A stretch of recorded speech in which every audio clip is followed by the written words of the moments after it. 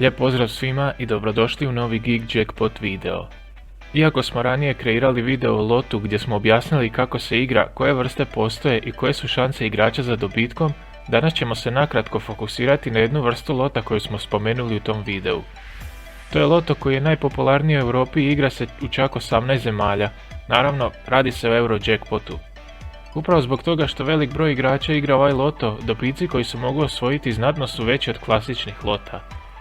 Najniži dobitak koji se može dobiti osvajanjem Eurojackpota je 10 milijuna eura, ako ga igrači ne osvoje, on će porasti za iduće izvlačenje.